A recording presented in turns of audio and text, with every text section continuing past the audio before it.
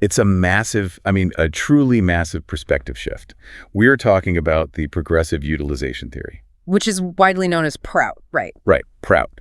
It was proposed by the philosopher P.R. Sarkar back in 1959.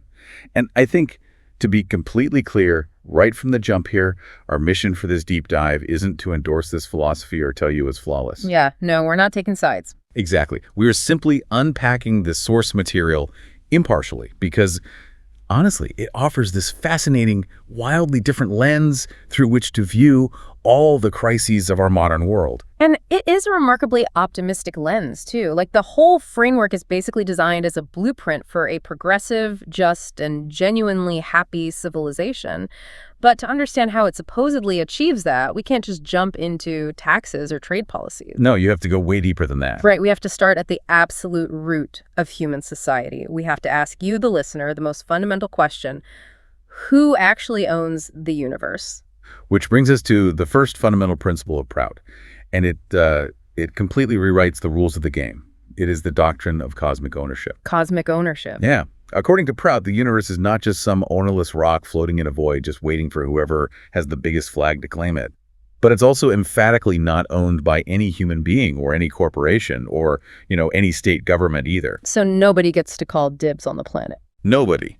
The ultimate owner is what the philosophy calls Bhumichatana, which translates to the supreme consciousness. Okay, so if the supreme consciousness owns the planet, where does that leave you and me? Like, what are we in this system? It leaves us as trustees. Trustees. Exactly. We are guardians, not owners.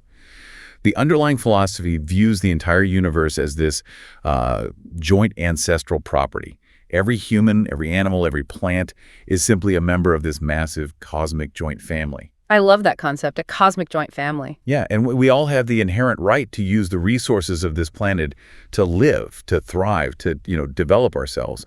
But no individual has the ultimate right of ownership over the physical world. The sources actually use an analogy here that I think perfectly captures the disconnect between this philosophy and, well, how we currently operate today.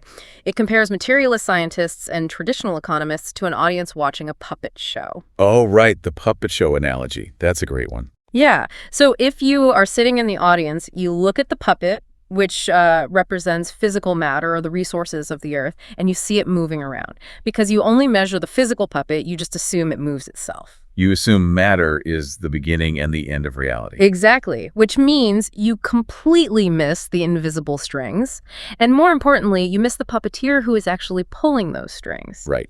And in this worldview, the puppeteer is that supreme consciousness, the Bhumichatana.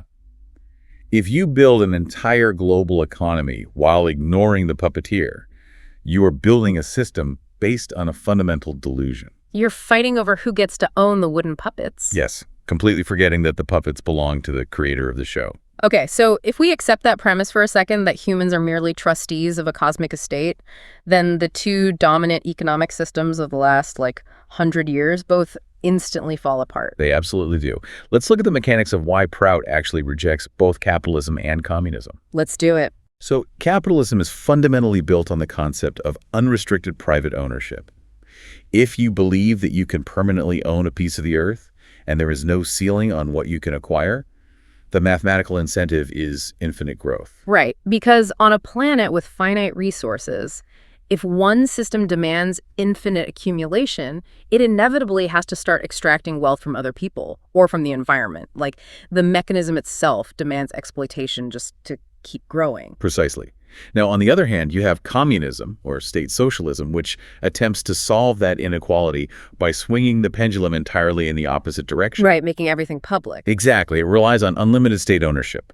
But PROUT rejects this just as firmly because placing all property and resources into the hands of the state requires a massive, centralized bureaucracy to manage it all. Because if the government suddenly owns every single factory, every farm, every grocery store, you need an absolute army of administrators just to decide who gets what. And wherever you create a massive bottleneck of administrative power like that, corruption naturally follows. Yeah, corruption and authoritarianism. Exactly. You haven't actually removed exploitation at all. You've just transferred the power to exploit from private capitalists over to state bureaucrats. Yeah. So PROUT proposes a third, entirely distinct path, which is restricted private use under that overarching framework of cosmic ownership. Which, if you think about it, is a terrifying concept for both a Wall Street banker and a Soviet planner. Oh, absolutely. It looks at both of them and basically says, you're both arguing over who has the right to hoard the plumbing in the apartment. Neither of you owns the plumbing. That's the perfect way to put it. But that brings up an incredibly practical question. If I don't truly own anything, how am I supposed to actually live my life? Like, what am I allowed to keep under this system? Well, to answer that, PROUT introduces a really vital distinction between three different types of wealth. You have physical, psychic, and spiritual wealth. And the rules for accumulation change depending on which type of wealth we are talking about. Let's break those down because honestly, this distinction completely shifted how I think about economics when I read it. Sure. So first, you have physical or material wealth. This is your land, minerals, water, energy, physical goods, money. Right, the tangible stuff. Yeah. Second, you have psychic or mental wealth. This encompasses knowledge, ideas, artistic creativity, scientific discoveries, that sort of thing. And third, you have spiritual wealth, which refers to inner realization, bliss, and a deep sense of universal connection. And the crucial difference here is that psychic and spiritual wealth are unlimited. Exactly. Like, if I have a brilliant idea for a new technology, or if I write a beautiful piece of music, that doesn't stop you from doing the exact same thing. In fact, my mental wealth might actually inspire yours. It is not a zero-sum game. Which is exactly why PROUT actively encourages the unlimited accumulation of mental and spiritual wealth. You are supposed to seek as much knowledge and inner peace as humanly possible. The restriction only applies to physical wealth. Because the physical planet has a hard limit. I mean, there's only so much arable land. There's only so much fresh water. Exactly. With material resources, the math is just inescapable. If one person accumulates vastly more than they could ever physically need or use, another person is directly, mathematically deprived of their basic survival needs. So PROUT argues that hoarding finite resources isn't just a quirk of a free market. It is fundamentally an antisocial act.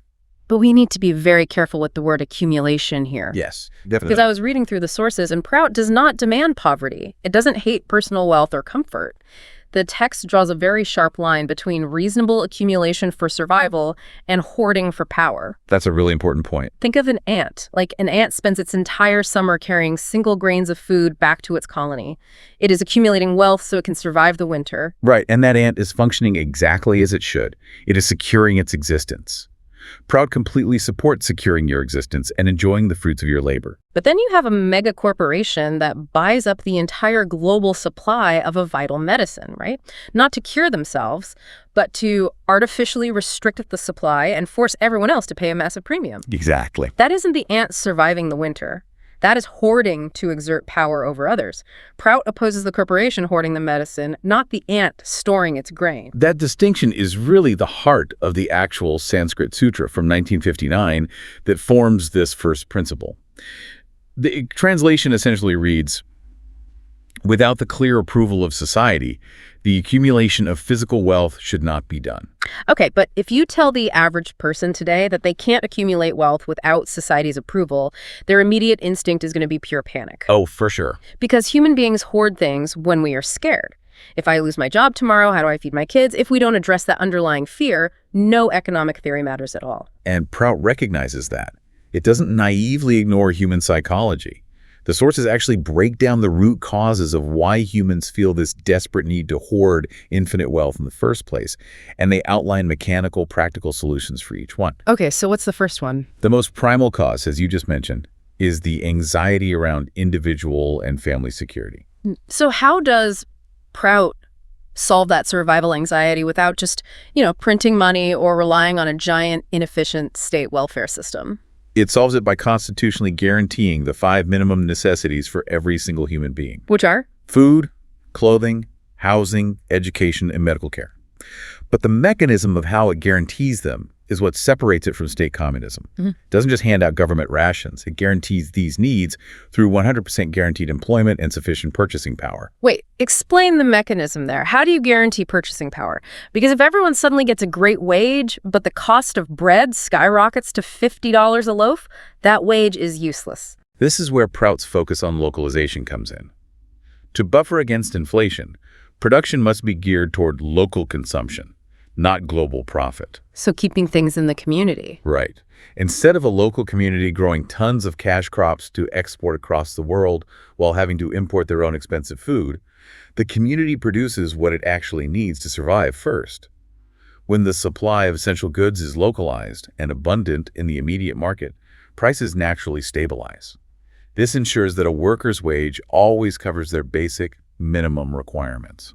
And it's important to note from the text that these minimum requirements are not a flat, uniform standard for every single person. No, not at all. PROUT isn't trying to make everyone identical. The minimum requirements vary based on geography and profession. Like, a doctor working in a freezing climate has different physical minimum needs to function efficiently than a software developer living in the tropics. Furthermore, people who contribute more to society through special skills or just greater effort are rewarded with more amenities. It's an incentive-based system, just with a guaranteed floor and a restricted ceiling. Right. And once you guarantee that floor, once a person knows unequivocally that their family will not starve and will not be thrown on the street if they get sick, the frantic, anxiety-driven impulse to hoard millions of dollars naturally begins to dissolve. But survival anxiety is only one part of human psychology, right? Yeah. Because some people don't hoard because they're scared of starving. They hoard because they want to dominate other people. The sources call this the desire for the control of economic power. Yeah, and PROUT addresses this desire for dominance through extreme economic decentralization. You cannot consolidate global economic power if the structure of the economy physically prevents it. PROUT envisions a three-tier system for this. Okay, walk me through the tiers. The largest, most complex industries like national rail networks or energy grids are managed by the local state government on a no-profit, no-loss basis. Makes sense, because you shouldn't be price gouging people for basic electricity. Exactly. Then the vast majority of the economy, we're talking large-scale manufacturing, agriculture, distribution, is run by cooperatives. And a cooperative functions fundamentally differently than a modern multinational corporation. Fundamentally. Because in a corporation, the profits go to absent shareholders who have probably never even set foot on the factory floor, which mathematically drives down worker wages to maximize those shareholder returns. But in a cooperative, the workers are the shareholders. Right. The people running the machines make the decisions and they share the profits. Okay, what's the third tier? Finally, you have small-scale enterprises like a local bakery or an independent artisan, and those are run privately. Because economic power is fractured and held primarily by local worker-owned cooperatives, the avenue for a single individual to hoard enough wealth to dominate a society simply doesn't exist. Okay, so that covers survival anxiety, and it covers the structural desire for power. But there is one more psychological driver mentioned in the sources, and it might honestly be the hardest to cure, the mental tendency for infinite wealth. Oh, definitely the hardest to cure. Because some people just have this black hole inside them. They have a hunger for endless material acquisition, regardless of how secure they are or how much power they have. And this is where PROUT explicitly connects its economic structure to its spiritual foundations. It argues that this specific psychological disease, that hunger for infinite stuff, cannot be cured by laws or taxes or cooperatives. It requires spiritual transformation, what the texts call sadhana. Which ties back to the idea of spiritual wealth we discussed earlier. Yes, the human mind inherently craves limitlessness. Under our current system, we try to satisfy that infinite craving with finite physical objects. We buy 10 cars, a massive mansion, a private jet, and we still feel empty because physical objects are inherently limited. They can't fill an infinite hole. Right. But PROUT asserts that when the mind is directed inward through ethical living and meditation, it discovers inner bliss, which is actually limitless. Once a person tastes that infinite spiritual wealth, the outward hunger to constantly consume the physical planet naturally vanishes. I follow the logic, I really do, but I have to inject some heavy skepticism here. Please do. Because this all hinges on the idea that society will restrict physical accumulation. And my main question is, who exactly is society? Who holds the keys? Right, who decides? Yeah, who gets to look at my life and say, no, you don't need a second car, but your neighbor does? Because human history is literally littered with councils of supposedly elevated people who are given the power to distribute resources, and they almost always end up becoming corrupt tyrants who just keep the resources for their inner circle. It is the most critical vulnerability of any managed system, and it's a vital question. Who grants or withholds this permission? To answer this, PROUT introduces a concept called the Sadvipras. And the sources use a phrase to describe them that is genuinely jarring. It calls for the, quote, benevolent dictatorship of Sadvipras. Yeah, that phrasing catches people off guard. It immediately sets off alarm bells. Like, how do we avoid this becoming a dystopian authoritarian regime? It sounds alarming because we associate dictatorship with, a military general hoarding wealth and suppressing speech. But we need to define who the Sadvipras actually are in this context. Okay, who are they? They are not politicians. They are individuals who are physically fit, intellectually highly evolved, and deeply grounded in spiritual practice. More specifically, they are people who strictly practice an ancient set of ethical disciplines known as yama and niyama. Let's define those terms, because they seem crucial to understanding why these people wouldn't just become corrupt. Yama and niyama are foundational ethical principles focused on extreme self-restraint and social harmony. They include strict commitments to non-harming, truthfulness, non-stealing, and, most importantly for this economic discussion, non-accumulation of superfluous wealth. So they are bound by their own principles. Exactly. A true Sadvipra is someone who has systematically eradicated their own personal ambition for material power. But even if we assume we can find these incredibly ethical people, how does the system legally prevent them from abusing their power? I mean, ethics are great, but laws are what stop tyranny. The legal protection lies in how these Sadvipra boards are structured. They function parallel to the government, not inside it. They do not run the day-to-day state apparatus, and they do not create the basic laws. Oh, interesting. So what do they do? Their role is to watch, guide, and course-correct policies based on the collective will, maintaining continuous grassroots contact with the public. So they act more like a societal conscience, like an oversight committee with teeth, rather than a ruling political party. Exactly. And the most vital safeguard against tyranny is the legal distinction PROUT makes between permission and approval. Permission refers to the general, foundational rights of every citizen. The right to guaranteed employment and the 5 minimum necessities is granted by general permission. It is hard-coded into the Constitution. So the basic rights are mathematically locked in. This Sadvipra board cannot just wake up one morning and decide to take away my food, my housing, or my job. They cannot. Those rights are totally beyond their reach. The Sadvipras only deal with approval, which is strictly reserved for special circumstances regarding excess accumulation. So just the stuff above the ceiling. Right. Like if a person requires extra medical care due to a rare illness, or an artist requires specific expensive materials for a project that benefits society, they receive special approval. And this approval isn't based on the arbitrary whim of the board. It's governed by written laws, public regulations, and transparent oversight. The Constitution guarantees your right to work and survive with dignity. It simply restricts your right to hoard the cosmic joint property. This entire framework aligns so closely with a broader philosophy called neo-humanism, which essentially proposes a new ethics for future humanity. It argues that we need to extend our love, care, and sense of justice, not just to other human beings, but to the entire living universe. It's about shifting from an egocentric worldview to an ecocentric or even a cosmic-centric worldview. Absolutely. And if you connect this 1959 philosophy to the absolute edge of modern crises in 2025 and 2026, it feels incredibly prescient. It really does. The systemic failures we are watching unfold right now are exactly what PROUT's first principle predicted would happen under our current ownership doctrines. Right. Look at global inequality. We currently live in a reality where the wealthiest 1% of the global population owns more than 50% of all global wealth. Yeah, we have individuals whose personal wealth is measured in hundreds of billions, while roughly 800 million people on this planet get a bit hungry every single night. Under our current economic X-ray, we look at that and say, well, the market is just being efficient. But PROUT looks at that and diagnoses it as a profound failure of how we view ownership. PROUT argues that those 800 million hungry people aren't starving because the earth lacks the physical resources to feed them. They're starving because the system legally protects and encourages the unlimited hoarding of finite resources by a tiny fraction of the population. And we are seeing this exact same hoarding mentality play out in real time with the rise of tech monopolies. Right now, a handful of massive companies essentially control the entire digital infrastructure of the future. Oh, big time. They own the server farms, they hoard the global data, and they're controlling artificial intelligence models that will dictate the global economy for the next century. They are rapidly accumulating what we might call digital physical wealth. And they are doing it based on the old capitalist assumption that if they have the capital to build the servers, they have the supreme right to own the future.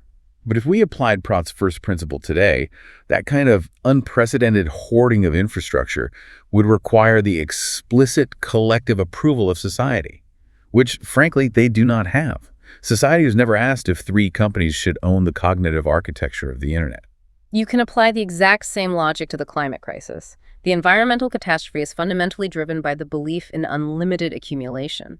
Fossil fuel corporations, international mining conglomerates, industrial deforestation companies, they are extracting and hoarding physical wealth far beyond any rational social justification. Because under the current rules, the Earth is just raw material waiting to be turned into a quarterly dividend. But if you view the Earth as a joint ancestral property owned by the supreme consciousness, then strip mining a mountain or dumping chemicals into a river isn't just a regulatory violation. Right. It's so much bigger than that. It is the theft and destruction of the cosmic family's inheritance. If Prout's constitutional limits on accumulation were actually in place, that level of environmental exploitation would be legally and structurally impossible. The crises we face, whether it's the financial system hoarding abstract wealth, tech monopolies hoarding the future, or corporations hoarding the physical environment, they are not glitches in the matrix. They are the perfectly natural result of an economic philosophy that legally protects unlimited hoarding on a finite planet. Exactly. To bring this all together, I want to leave you with a visual from the source text. PROUT actually has 5 fundamental principles, and they are described as 5 concentric circles, like ripples in a pond. They all expand outward from the exact same center point. And this first principle we've been dissecting today is that center point. The doctrine that no physical wealth should be accumulated without the clear approval of society, that is the innermost circle. It's the core. Because if you do not fix that root issue of ownership, nothing else in the system works. If you allow unlimited accumulation, no cooperative economic structure can survive the pressure. True decentralization becomes impossible because wealth will always reconsolidate power. It's just gravity. Right. And guaranteeing minimum requirements for everyone just remains a utopian pipe dream. You have to fix the root area in the X-ray, and then an entirely new kind of civilization becomes possible. It's about structuring an economy where ethical behavior isn't some huge sacrifice, but just the natural baseline, because the economic incentives are finally aligned with the welfare of every living being. That's the ultimate goal, to make this world a better place for all to live with happiness and justice. If listeners want to know more about neo-humanism and PROUT, they should really join a PROUT study circle or join the YouTube channels at Sadvipra's movement or at Next Human Project to firm up their understanding of scientific spirituality. Yeah, and for authenticity of the original knowledge, definitely visit Ananda Marga Publication and email ampsbooks@gmail.com/com. So here's a final thought for you to turn over in your mind as you go about your day. If we swap out the broken lens of unrestricted private ownership and start viewing this entire physical world truly as a joint family property, how does that shift the way you walk through your own neighborhood? How does it change the way you view your career or the environment?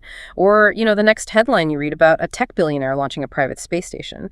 Could genuine abundance and true human happiness only be unlocked when we finally stop trying to own the universe and instead learn how to simply share the ride?